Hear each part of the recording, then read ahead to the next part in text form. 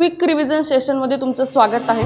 आपण human body मधला endocrine system बद्दल माहिती घेऊयात। आपल्या ब्रेनमध्ये 3 एंडोक्राइन ग्लँड असतात। त्यातली पहिली असते तुमची हायपोथॅलॅमस, दुसरी असते पिनियल आणि तिसरी असते तुमची पिट्युटरी ग्लँड। ही जी पिट्युटरी ग्लँड असते ही काय असते, मास्टर ग्लँड असते।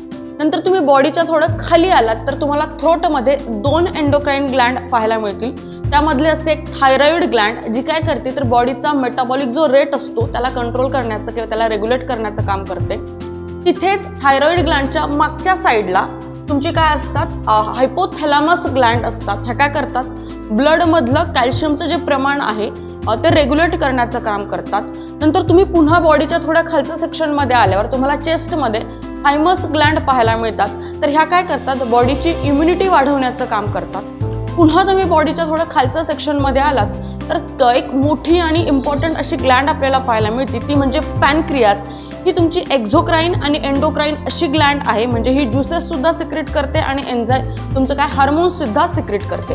नंतर पुन्हा बॉडीच्या थोडं खालच्या सेक्शन मध्ये आल्यावर किडनीच्या वरती तुम्हाला ॲडर्नल ग्लँड पाहायला मिळतील। ह्या ग्लँड काय करतात, किडनीची जी फंक्शनिंग आहे तिला रेग्युलेट करण्याचं काम करतात। आणि पुन्हा बॉडीच्या खालच्या सेक्शन मध्ये आल्यावर रिप्रोडक्टिव्ह ऑर्गन मध्ये मेल आणि फिमेल मध्ये तुम्हाला वेगवेगळ्या ग्लँड्स पाहायला मिळतात, त्यांना गोनाड ग्लँड म्हणतात। फिमेल मध्ये ओव्हरी असतात, ह्या काय करतात, एस्ट्रोजन तुमचं रिलीज करण्याचं काम करतात। आणि मेल मध्ये टेस्टिस असतात, ते काय करतात, टेस्टोस्टेरोन रिलीज करण्याचं काम करतात। अशाच माहितीसाठी डायरेक्शन अकॅडमीला सबस्क्राइब करायचं आहे। Thank you so much.